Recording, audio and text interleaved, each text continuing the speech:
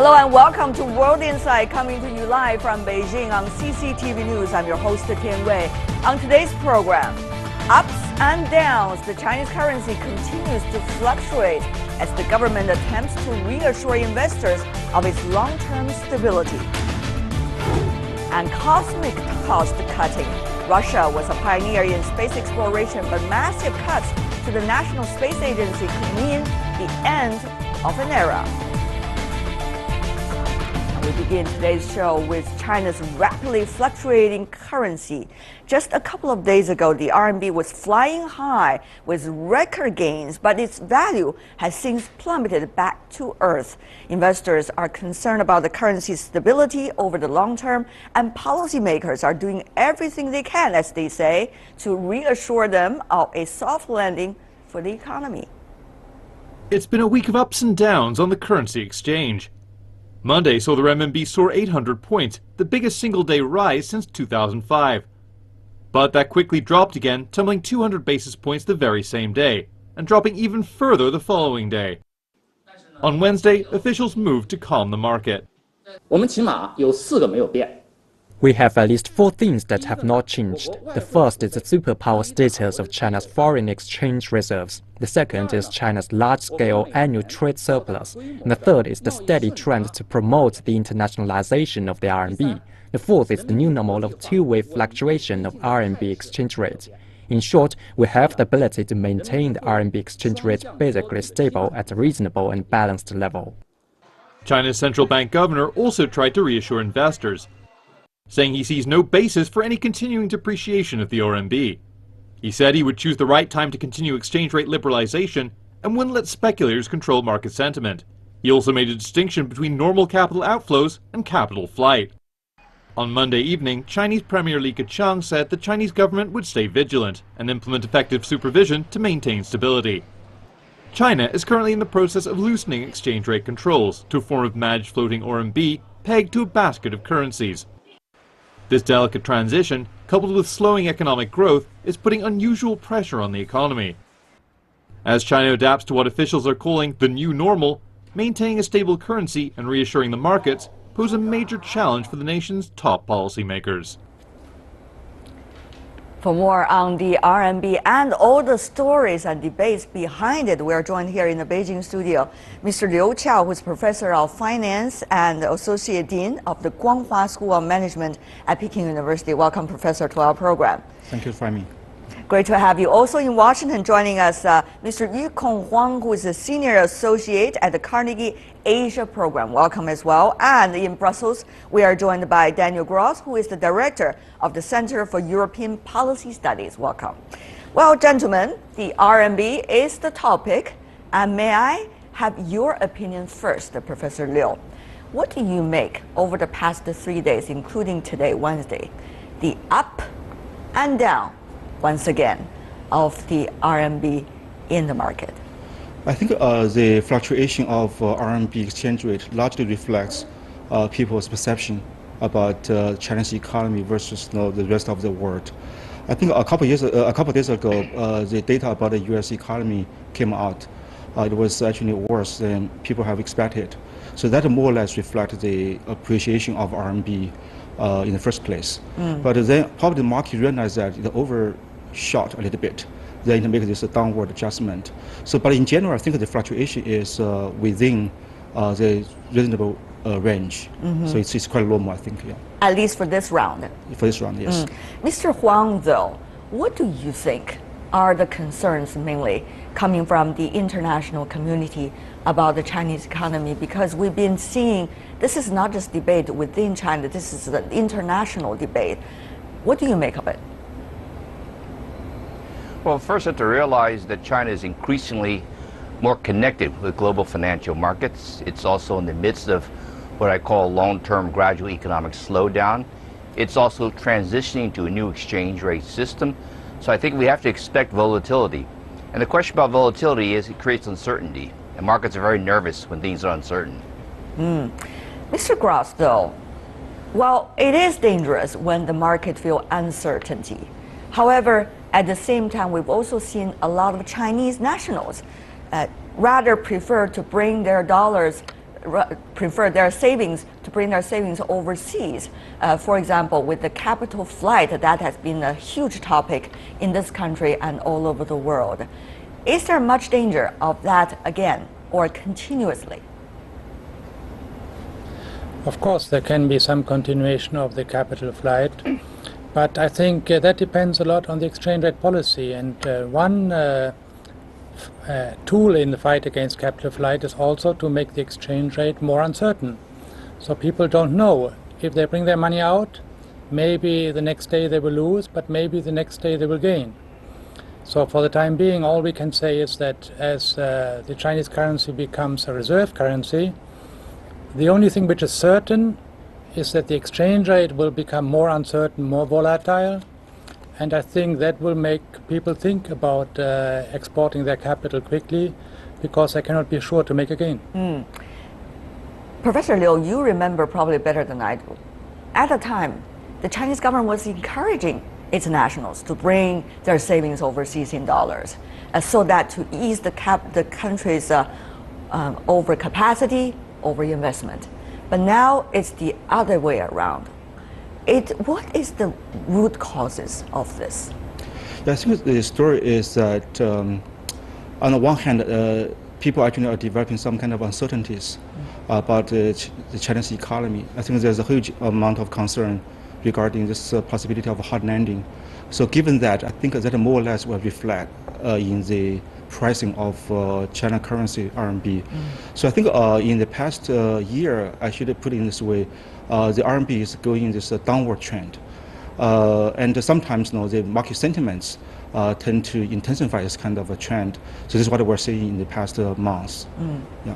Okay, Mr. Huang, yes, as Professor Liu just mentioned, there was some dramatic moments back in August regarding China's RMB, and then the central bank played its role eventually. But then later there was also the circuit breaker being introduced into the stock market, and that was erased after the first experiment, not successful necessarily. And now we are seeing different perspectives of the Chinese economy, particularly regarding the RMB. Mr. Huang, what do you make of the RMB's current realities? Well, there's a lot of capital moving both ways in China. And I think we have to separate what I call good movements from bad movements. If you go back a couple years, lots of Chinese companies were actually borrowing overseas because interest rates were so much lower abroad than they were at home. And now that the interest rates abroad are starting to rise, interest rates are starting to decline in China, they're bringing and paying off those loans, and they're bringing the money back, and that's creating a capital flight in the reverse direction. Secondly, you have what I would call portfolio diversification. I use that term instead of capital flight because capital flight sounds like there's something wrong. But in reality, you have a country which for generations, firms and households invested all their savings at home. Now they're connected to the global economy. It's quite natural, actually, that firms, as well as households, start transferring the money abroad and owning assets abroad. So you're going to have this kind of two-way capital flight, capital movement. In some ways, that's healthy, and that's actually a good thing. But what about that turbulence or the movement, if I could use a relatively polite word, Professor Liu?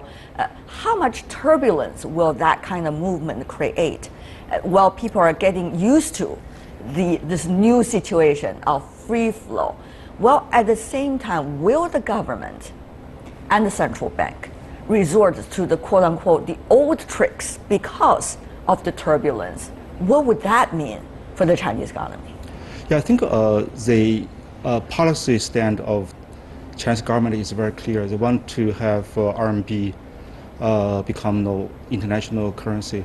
To be international currency, you have to stabilize the value of RMB. I think that is for sure. But in the past, I think what we're saying is that we're not used to this kind of change in the market sentiments. And people used to believe that the Chinese economy is going to grow very strong and slowing down is impossible. But all of a sudden, you're seeing the sign of even harsh landing. Harsh landing. At least in some sides. Yeah, on certain aspects of the economy. So I think given that the market, it's easy for the market to give some kind of panic overreaction to what is going on.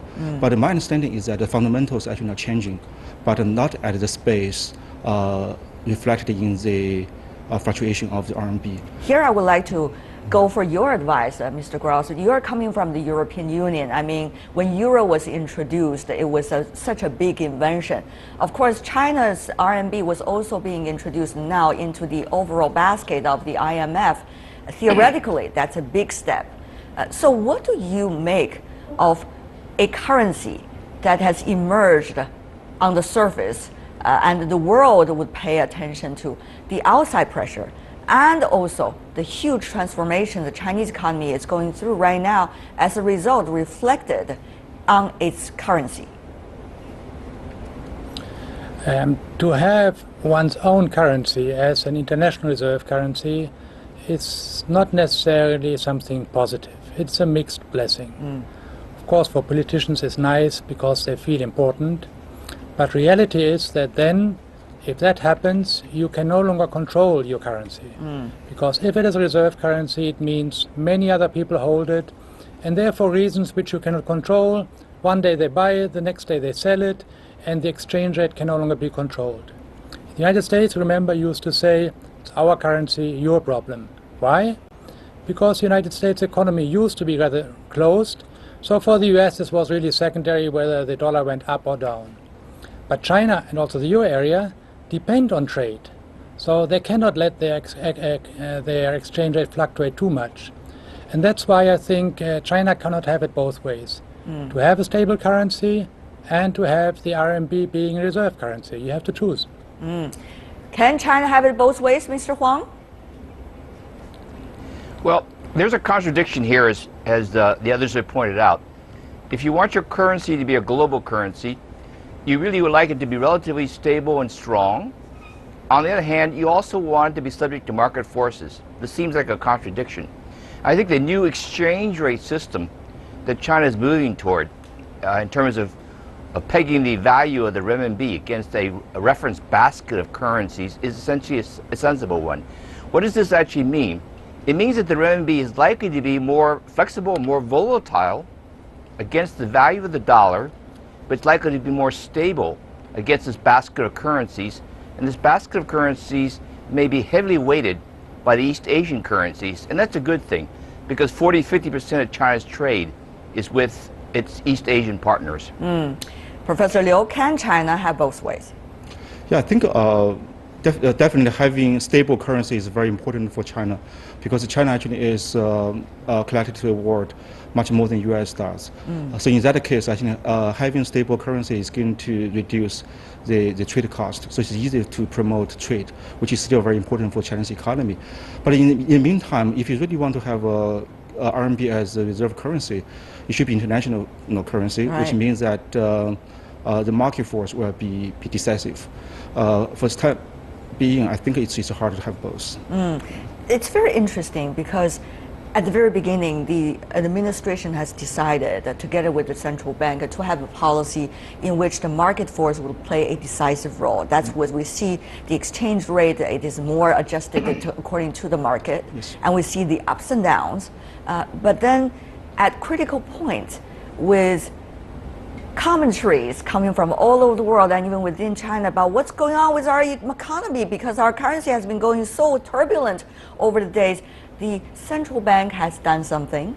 So are some Chinese officials coming out and putting their comments out, talking about a stabilized economy. So the question is, what's the next step? Which approach they're likely to choose? We remember, Professor Liu, earlier we talked about, will we go back to the quote-unquote old tricks to have the government play bigger role once again? Or were we going to stick to the new practices, at least to China, which is to have the market play a more decisive role? I think if you want me to make a prediction, I would say that... I dare not to let you make a prediction, but rather your perspective, sir. Go ahead. I mean, the policy goal is very clear. The government wants to have a stabilized RMB. So to achieve that goal, whatever it takes. So I would say that probably old tricks could be very effective at this time. What does that mean, old tricks, to you? I mean, the government can just intervene to have a final say about what the level of the RMB should be. Interesting. Mr. Gross, we've seen since last August, various government officials and government agencies have come out and talk about the fundamentals of the Chinese economy. They also talk about what some believe as turbulence in the market and explain in the future, Chinese economy is going to be continually stable. And also recently, we see the Chinese central banker, Mr. Zhou Xiaochuan, came out and talked about the RMB. He has not talked in publicly, at least for quite a few months.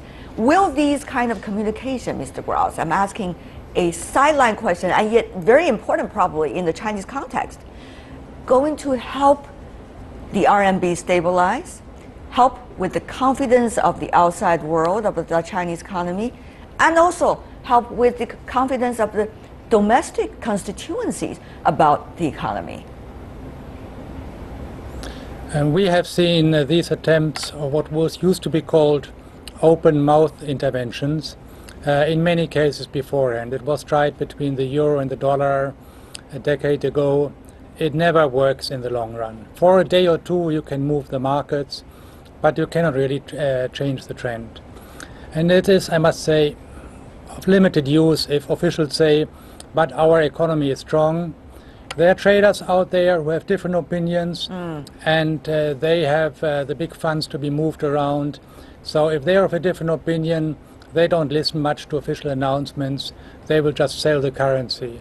Okay. Not necessarily because the economy might be so weak, but just because they expect more weak currencies in the months ahead. Mr. Huang, you've been working in China for quite a number of years and looking at China from the United States. What do you think about that open mouth intervention, the interesting terminology coming from Mr. Gross? Will that work for the Chinese situation? Is communication the issue, or is the fundamentals the issue? Well, they both need to be in place. I thought the governor's statement was quite a good statement. It will not control the direction of foreign exchange movements, but basically he was signaling what the system's going to be, and he wanted to reduce the uncertainty in terms of the rules that would govern how the exchange rate would move. So I think what you will see is a little bit more flexibility, a little bit more volatility, but the real message is out there is markets, don't be so nervous about it. We're moving, we have it under control, we're watching it very, very carefully. And I think this is actually a good sign. All right. Professor Liu, you know we're coming into this new year. A lot of people are asking what is the general prospect of the Chinese economy in 2016. No one knows the answer.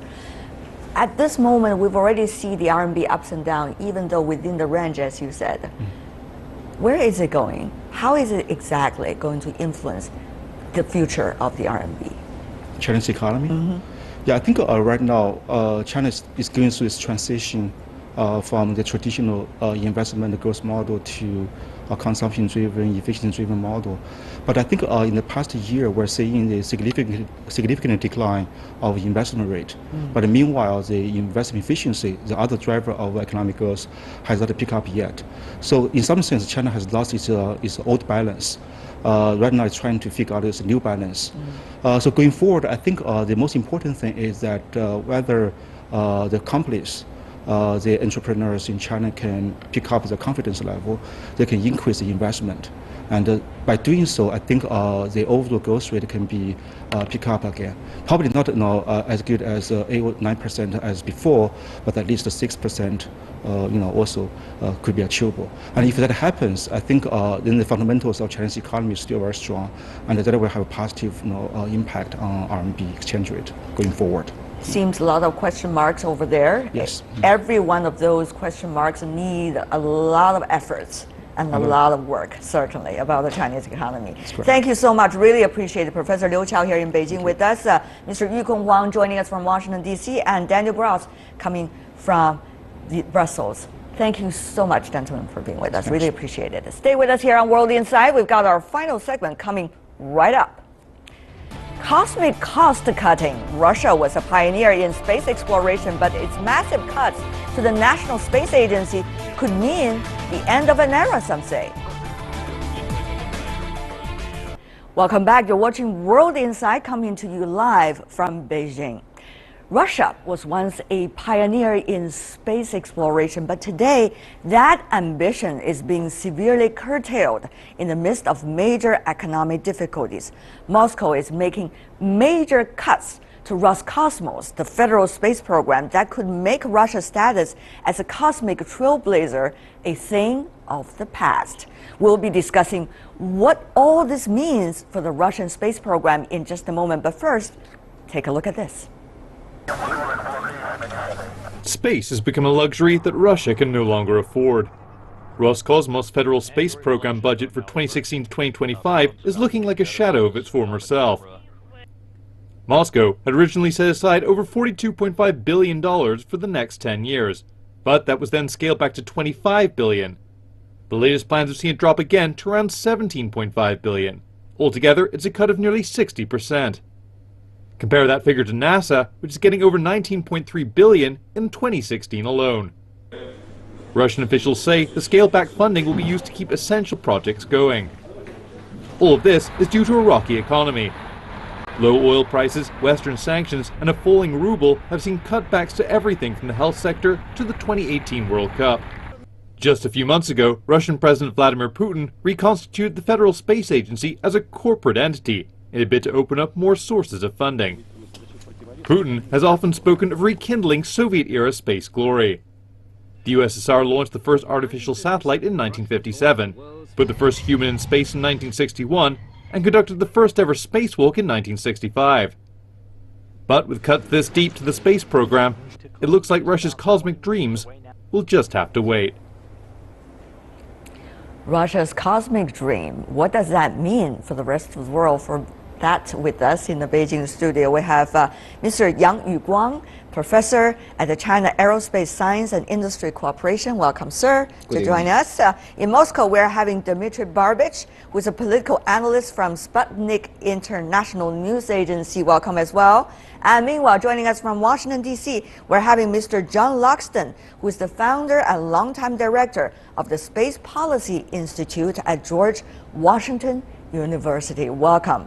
So, Mr. Barbich, coming from Russia, help us to understand, is it about lack of money that Russia has to change the fate of your space agency? Well, I think it's understandable that when you have fallen oil prices, quite naturally a lot of state-financed programs are taking cuts.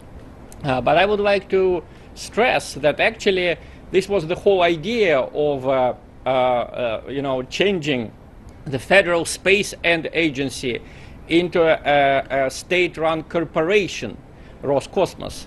The difference between corporation and the state agency is that it's much more easier for the corporation to attract what we call non-budget financing. So Roscosmos at the moment has plans to attract investment from, for example, mobile phone companies, which are interested in our low-flying satellites. There are ideas about, for example, providing the information on the state of forests. You know, from the space you can see where forests are being cut. You can, for example, find out how much of the fields were sown, and this is very much appreciated by the insurance companies, by the big agricultural holdings. So I would not say that this is a death knell for the Russian space program. We're just going to have many different sources of financing, and there is a silver lining even at this moment.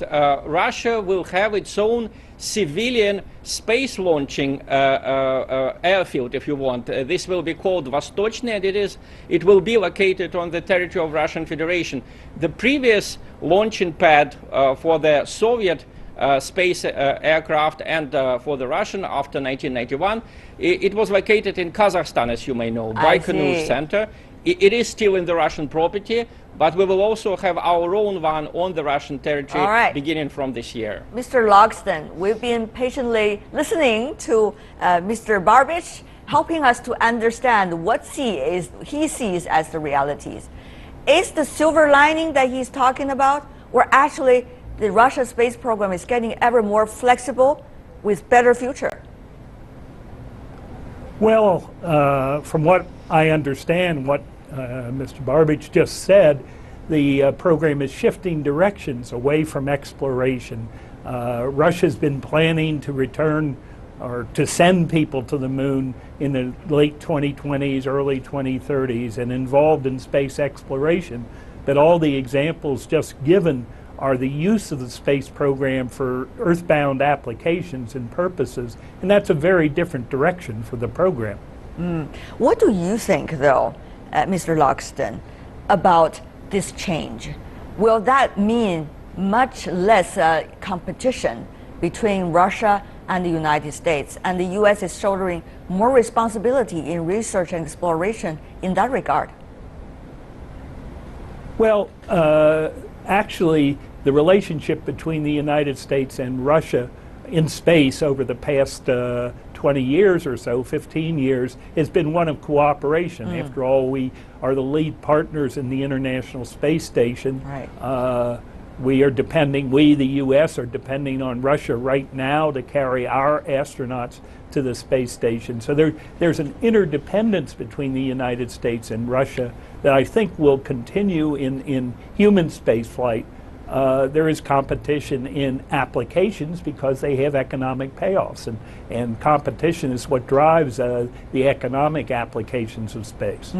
Whatever is happening to one of the biggest players, Russia, in terms of space exploration, would mean big news for all the other players who also have a big ambition in that regard. China probably is one of those. Mr. Yang, what does that mean for China? Well, first I should express that it is a great pity when I heard this news. You see that, as the other guests have said, if the budget shrinked, first the exploration will be shrinked. Well, that's the right field for different countries to cooperate together. And you see that the former Soviet Union and Russia had so many glories before, had ranked so many first, but with the shrink of the budget, there will be no longer these kind of achievements maybe in the future.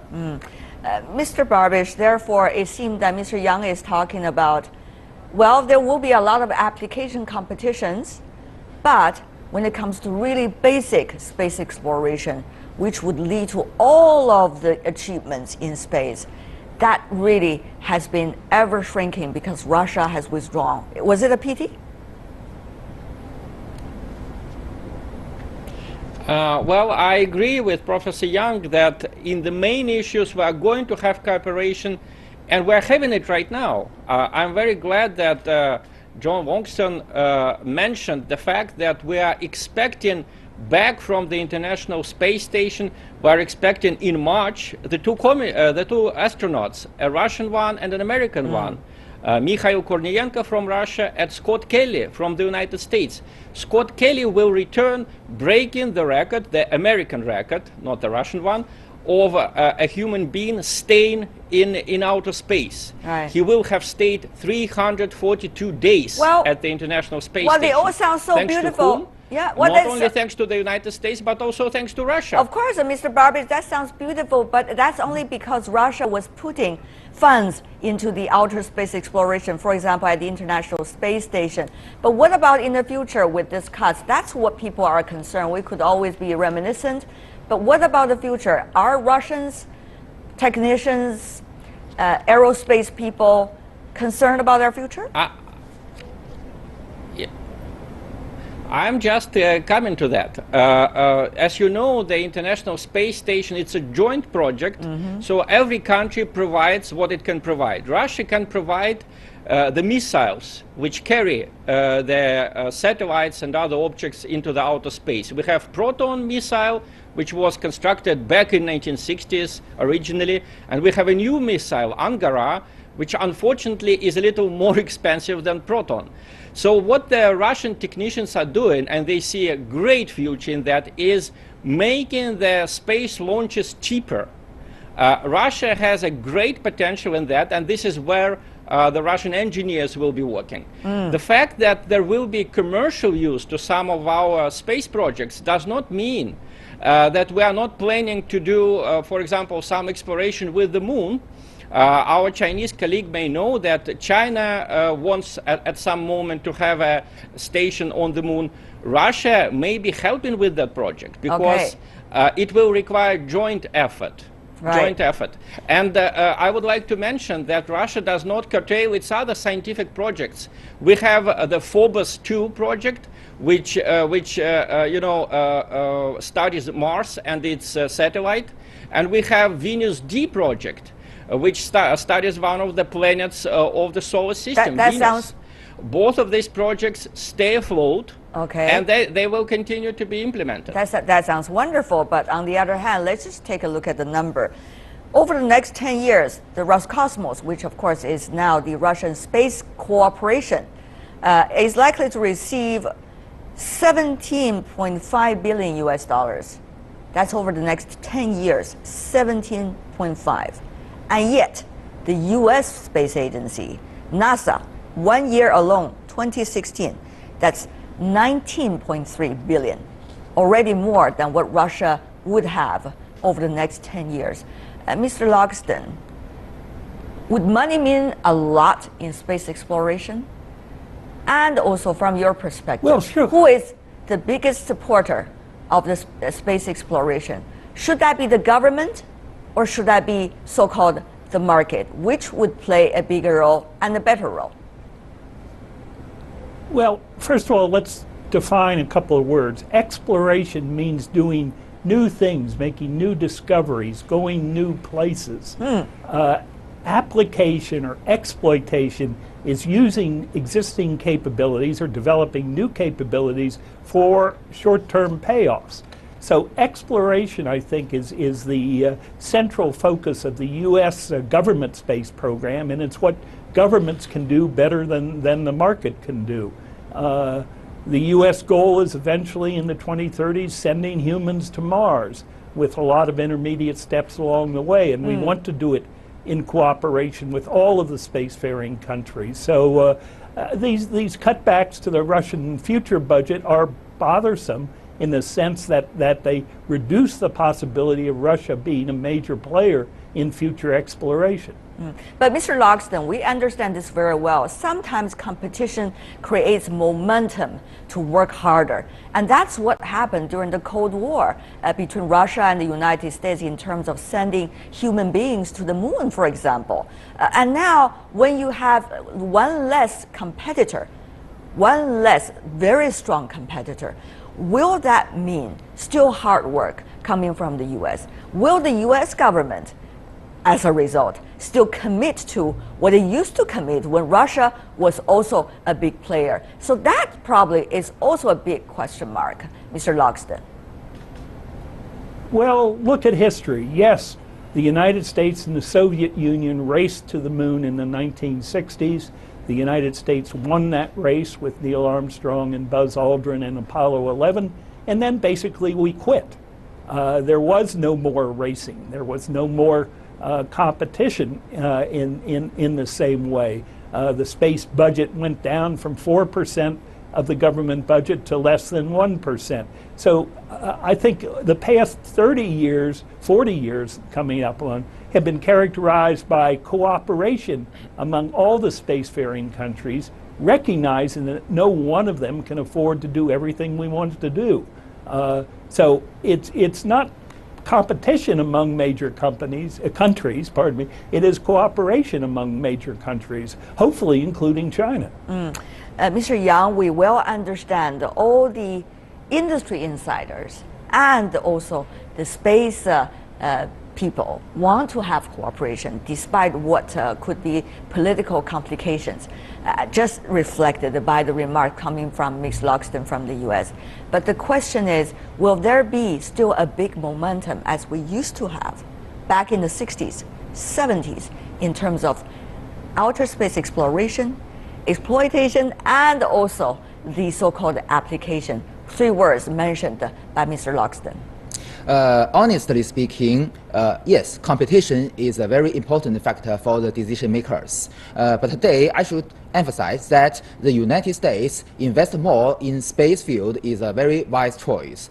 You see that the return rate of space programs is very high, although most of the reward are indirect reward. But you see, in the Apollo program, the lowest estimation of the reward rate is about 6 or even 10, more than 10 for some organs analysis results. So for Russia, I don't think it is a wise choice to shrink the space programs. If we, either for exploitation or exploration or applications, if they can invest more, it will have much more reward than they can imagine at the current stage. But of course, it is very difficult as we understand the economic situation, and therefore it might be a natural decision coming from the Russian side. Having said that, though, Mr. Barbich, what do you expect Russia, the future direction of Russia's space program? Will the market necessarily going to play a decisive role, and will it be a success for the transformation of the Russian space program from state-owned now to so-called market-driven?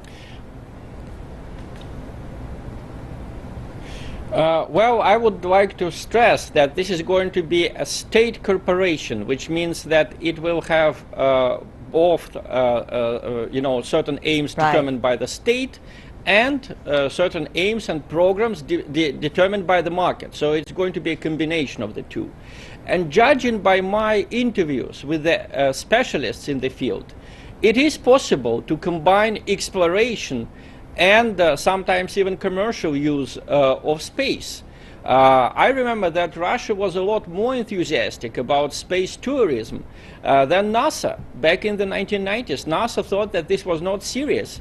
Russia thought that this was serious, and there were several very successful projects. So, we're talking about a pretty small money. You just mentioned the American space program will get about $19 billion next year. Well, the United States spent several $1 trillion on its operation in Iraq alone. So if we get our priorities straight, if we understand that instead of fighting for tiny bits of land on the earth, we may together explore new horizons in space, I think we can get financing. In the United States, in Russia, in China, we just need to get our priorities straight. What does China make of this approach taken by Russia from government-supported government body to a state-owned corporation? Will that be a smart choice for China as well, at least in a combination of tools? In these stages, in stages before, most of the space programs are led by the state-owned companies and also by the governmental organs. In the future, maybe more and more private companies will come into this field, and also a combination will, that the nation will benefit from this kind of combination. Are we seeing signs already? Yes, we've already seen that, such as Baidu, the president of Baidu has expressed his wishes to invest on space programs. And also, there are many demands in the domestic market of China, such as the demands on pictures, the Earth observation pictures, and also some of the applications in navigation, communication, and so on. So in the future, and also, as mentioned, space tourism is also an option. Although Russia is very enthusiasm in the space tourism, but honestly speaking, I don't think that the Russian market is well commercialized. Okay, we're going to have other times to talk about the space, space exploration by the, just a layperson. But for now, I want to go back to you, Mr. Loxton. The biggest news over the past few months, of course, when it comes to outer space, is the gravitational waves that has been detected. And that is one of the breakthrough of the very basic science research. It's announced by the United States anyway. But the question is space exploration, for example, those conducted by NASA, still the direction of future space research? Or rather, there are newcomers in the research field, for example, gravitational waves and many others, that would likely to become the brightest spots for research. What would that mean for the current NASA and the government-sponsored program of space exploration? Well, first of all, the discovery, detection of these gravitational waves had nothing to do with the space program. It was not, the instruments were not financed by NASA, but by our General Science Foundation, and the detection was done on the ground and not from space. So it's not really a perfectly good example. But there are good examples. I mean, after all, our space probes, our satellites are detecting one after another thousands of planets around other stars. We're going to launch in 2018 the successor to the Hubble telescope called the James Webb Telescope. That's going to look back into the origins of the universe. I mean, the discovery of the universe and its characteristics through the use of space techniques will continue, should continue. It's one of the most exciting adventures that humanity undertakes, and we should do it cooperatively. All right. And then ultimately, when humans reach Mars and find out the answer to the question of are we alone, at least in these two planets, or are there other life forms on the next planet to us? Those are fascinating, fundamental questions. Okay, Mr. Yang, final words from you, very briefly. While LIGO is only the start of the exploration of gravitational waves, but space technology can do more in this field in the future. Very interesting. We're going to see more development, certainly, in various directions. For now, thank you so much, Dmitry Barbich, Yang Yuguang, and also John Loxton. Really appreciate it, gentlemen. Thank you. And that is all the time we have for today's program. If you'd like to see more of our program, visit our website. Just type in World Insight CCTV News into your search engine. You will definitely find us. Or you can also check out our YouTube channel. From me, Tian Wei, and everyone at the World Insight team, thanks for watching. And tune in again tomorrow for more insights from across China and around the world. Good night.